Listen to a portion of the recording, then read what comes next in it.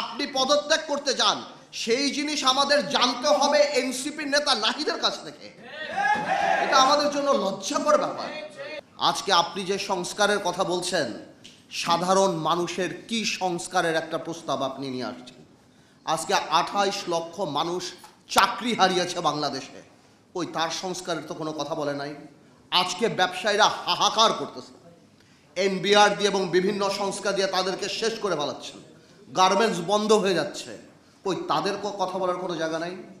আজকে নূর এখানে বসা, নূর জানে ইউনূস সাহেব যখন ক্ষমতায় আসছিল, আমরা প্রথমে যে বলেছিলাম আপনি রাজনৈতিক বা জাতীয় সরকার করার দরকার নাই, তবে অন্তত পক্ষে আপনি 4-5 জন উপদেষ্টা নেন যাদেরকে মানুষ চিনে, যারা মানুষের সাথে আপনার মাঝখানের যে দূরত্বটা সেটা খোঁচাতে পারে। কিন্তু আপনি আমাদের সেই কথা শোনেন নাই।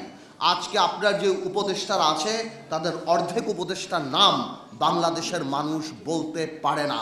তারা জানে না যে তাদের ভাগ্য কার দ্বারা নির্ধারিত হচ্ছে, কার দ্বারা ঠিক হচ্ছে। আপনার আরেকটা সোর্স অফ পাওয়ার ছিল কারা?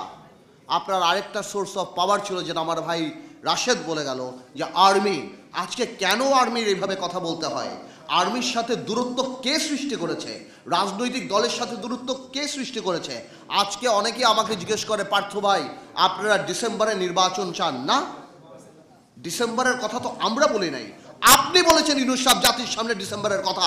আমরা বলেছি আপনারা সেই ওয়াদা আপনি রাখেন, আমাদের মুখ থেকে ডিসেম্বরের কথা আসে নাই। আজকে